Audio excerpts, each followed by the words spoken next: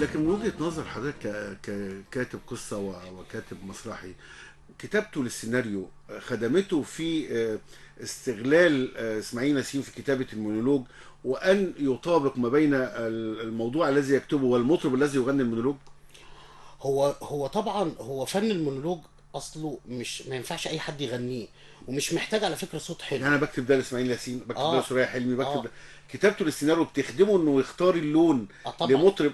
نعم. طبعا لان ما انا بقول لحضرتك اصل في فرق بين المونولوج والاغنيه. المونولوج بيناقش القضيه بشكل فكاهي، فطبعا ده بيقتضي ان الكاتب هنا يناسب الكلام الشخصيه، ويعني نعم. الشخصيه اللي بتغني المونولوج دي لازم تكون شخصيه مقبوله عند الناس، ولازم يكون دمها خفيف، لان الكلام او القضيه اللي بيناقشها المونولوج بتبقى بالشكل الفكاهي، بتبقى محتاجه ان هي توصل للناس. فلو حد بيغنيها، لو مطرب عادي بيغنيها ممكن ما توصلش للناس، لكن لو فنان كوميدي بيغنيها بتبقى مختلفه، وبقى سهل الوصول بيها للناس اسرع يعني. نعم. هل انتقل أبو السعود الإبياري هذا الكاتب الرائع إلى السيناريو والحوار بشعبيته عبر الأفلام التي كتب لها السيناريو والحوار؟ ابو السعود الابياري انا في رايي الشخصي، عشان بس ما حدش يقول ايه يعني ده تحيز، بس ده رايي شخصي. انا في رايي الشخصي اعظم من كتب السيناريو هو ابو السعود الابياري، انا في رايي الشخصي ده. لعده اسباب، يعني اتفضل. اولها ان الراجل ده خد الكلام وخد القصص من خلال الحاره. على فكره هو مصر، يعني هو كان مصر لمولير وجاب حاجات ومصرها وكتبها. ولما تشوف بقى تلاقيه كتب الحاجات بتاعت مولير دي مطابقه للبيئه المصريه. نعم. يعني خد حاجات مش بتاعتنا. احنا بنشوف دلوقتي ناس بتنقل يعني بالظبط بالكربون، من حاجات من قصص وروايات اجنبيه بننقل بالكربون. لا، الراجل ده خد الحاجات دي ومصرها وعملها مطابقه للبيئه المصريه. البيئة والعادات وحتى في الحاجات والتقاليد. نعم. والعادات والتقاليد طبعا، لان هو حتى في بعض في روايه لمولير كانت بتتكلم اسمها يعني الطريق الى السماء، ودي كانت روايه بتناقش قضيه دينيه. فهو لما جه خدها ومصرها برضه حافظ على القيم الدينية، وحافظ على الكيان الفكري المصري اللي هو بيحترم دينه، ان هو ولينا ثوابت يعني ما دخلش فيها. دي حاجة. الحاجة التانية ان هو كل زي ما قلت لحضرتك في البداية، ان الفاظه ومصطلحاته ده ليه جمل عاشت لحد النهاردة، زي مثلا في فيلم سكر هانم الحوار الشهير ما بين عبد الفتاح القصري وعبد المنعم ابراهيم في دور سكر هانم، نعم. لما دخل عليها وقال يا صفايح الزبده السايحه يا براميل السمنه النايحه. الحاجات اللي هو نعم. بيقولها لما قال ست ده انت 6 اشهر يعني. الحاجات اللي هي بتاعت سكر لغايه النهارده في شباب مصري على فكره نعم. بيعاكس بالطريقه دي على سبيل الفكاهه يعني. فالنهارده جمل ابو السعود لا، الابياري هو يعني عايشه معانا. في هذا الفيلم يعني هو ابدع ابداعا، يعني اه جمل جديده جدا في اي المعاكسه، اي وفي ايضا في الضحك وفي اي الفكاهه. جسمي كله بيتنفض يا ام هاشم. خش قدام انا هوديكوا في داهيه.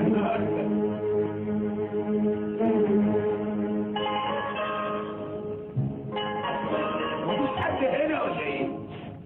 ايه بقى يا عيني ده؟ داخل تمعر كده ليه؟ ايه الحرمه المنخنه دي؟ عدم المؤاخذه. لازم قوم تقعد ازاي قدام واحده ست محترمه وهي واقفه يا عديم الاتيكيت؟ ما هو بس اخرب جاي ليه؟ عايز ايه؟ في ايه؟ حلمك شويه، الحلم سيد الاخلاق. وتعرف منين الاخلاق يا مجرد من الاخلاق؟ داخل هاجم عليا لا حضور ولا دستور؟ عايز تتهجم عليا؟ ده انا هجيب لك بوليس الاداب. ليه بس؟ ازاي تتهجم على واحده ست؟ ست؟ انا مش شايف قدامي ايها الست. ده انا جنب منك ابقى ميرلين مورنو. ليه؟ انت عميد؟ ما انت شايف الاوان؟ هو في الحقيقه اوام عاوز بردعه والجام. شطب. ده انا واخده الجايزه الاولى في جمال السكان. يا وليه اختشي يا قرشانه. طب انت عندك كام سنه؟ عاين بنفسك. تديني كام سنه؟ اديكي 15 سنه اشغال شقه. وشرف طفاله مودياك النيابه، داخل عليا الشقه لوحدي، عايز تفسد اخلاقي؟ ايه المناسبه؟ حلوه لا سمح الله، ست لا قدر الله، ده الفرق بيني وبينك شنب. فين التليفون؟ تليفون عشان ايه؟ انا لازم اجيب لك البوليس حالا، انا لازم اكلم الحاكم بار. ليه بس؟ انا جاي اسال سؤال متني. ماشي. عايز ايه؟ اتكلم فيك. بنتي وبنت اخويا. لا يمنع عليهم. لا مين انت عليهم؟ الخدامه قالت لي شافتهم وهم جايين على هنا. ما حصلش، وبالفرض انهم موجودين هنا، ايه الضرر يعني؟ يا ولاد انت هتتولي مخي. بنتي وبنت اخويا ازاي يخشوا شقه 2 عزاب؟ ده انا هعمل مجزره، ده انا هخلي الدم للركب. ده شرفي يا بنت المكعبله. اوه ما تزعقش، انا ما استحملش. قدامك الشقه دور فيها حته حته. اتفضل فتش فوق اذا كنت عايز. ما تطلع فوق. روقي دمك بس. يكونوش جم وخرجوا. ايوه خرج لوحدهم. لوحدهم. لازم بقى راحوا وخلتهم في مصر الجديده. نستأجز بقى يا مصر القديمه. اوعى توريني وشك هنا تاني لخنوقك. استاذ ماجد، يعني حضرتك طبعا من بين ابداعات حضرتك مظلوم وراضي. هل وقع نوع من انواع الظلم على يعني ابو السعود الابياري؟ طبعا يعني انا اخذت عنوان واحده من ابداعاتك واسالت هذا السؤال، هل وقع نوع من انواع الظلم على هذا الرجل؟ طبعا. هو ابو السعود الابياري مظلوم وراضي برضه على فكره. يعني هو كان راضي بالموقع اللي هو فيه، وراضي بس لك ان تتخيل ان الراجل ده تقريبا 17% من الافلام السينمائيه هو اللي عاملها. 17% في تاريخ السينما هو اللي عاملها تقريبا. عامل فوق ال 300 اغنيه. طب هل احنا عاطيين له قدره دلوقتي؟ طب هو يعني بنطلق بقى الى الاغنيه من كلام حضرتك. الشعبيات التي اتى بها في مجال الاغنيه العاطفيه والاغنيه المصوره. تمام. هو طبعا يعني في حاجه اغنيه من الاغاني انا بعتبرها من اعظم الاغاني اللي اتغنت في تاريخ الغناء المصري كله. اغنيه للفنان الكبير عبد الغني السيد، ولا يا ولا. كلمه ولا يا ولا دي مش موجوده غير في الحاره المصريه. كلمه ولا يا ولا دي ما تنفعش في الغزل. يعني لما حد يقول لحد يا ولا يمكن يزعل منه، او يا واد او يلا، او حسب البيئه اللي عاش فيها. لا وهي بتتقال برضه هو استخدمها على حسب الموقف. يعني ساعات لما يبقى في ايجاد يا ولد ده ولد مثلا دي للمدح، واحيانا بتستخدم للذم. بالظبط. هنا هو استخدمها، بس صعب قوي انها تبقى في الغزل. لكن هو هنا استخدمها في الغزل.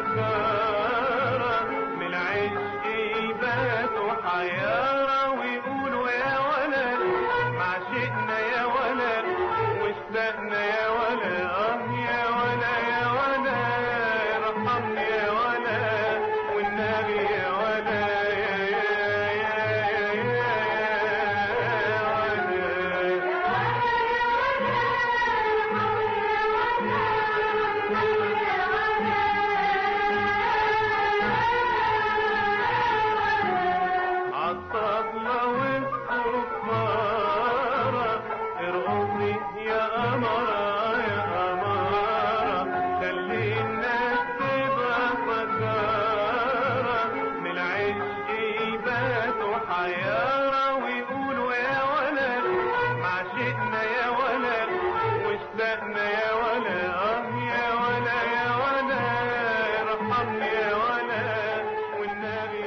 الغزل بقى في الحاره المصريه، الغزل اللي في الحاره المصريه اللي كان الغزل الرقيق، ولا يا ولا، اللي هو يعني خد كلمه بتتقال وممكن تكون مصطلح احنا او كلمه احنا بنقولها النهارده وعشان خاطر ده ولد، او زي ما حضرتك قلت يا ولا.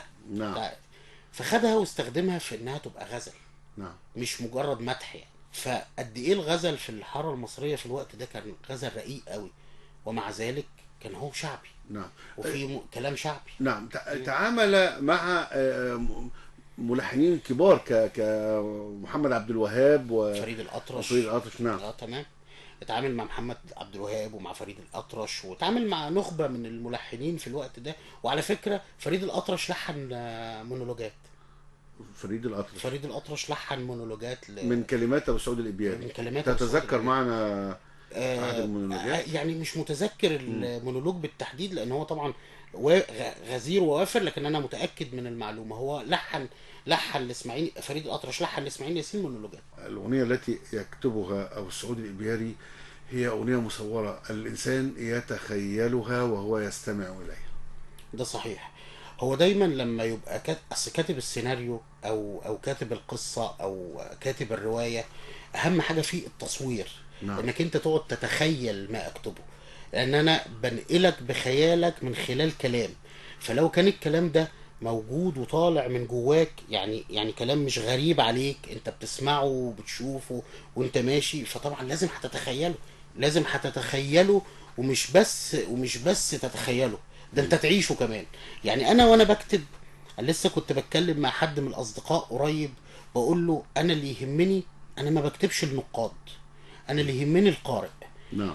ربما اخرج عن الحدود قليلا، لكن في النهاية انا بكتب ده ليستمتع القارئ.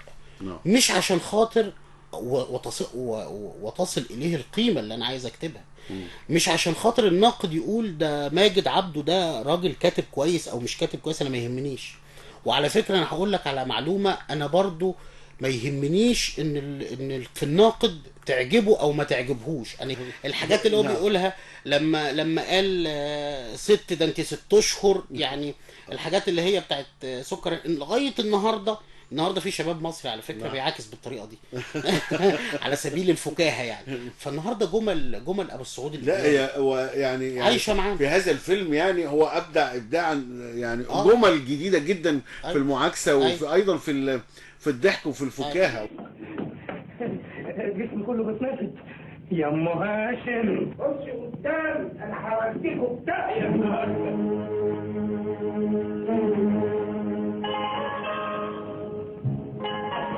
مفيش حد هنا ولا ايه؟ ايه بقى يا عيني ده انت معاك كده ليه؟ ايه الحرمه الملخفانه دي؟ عدم المؤاخذه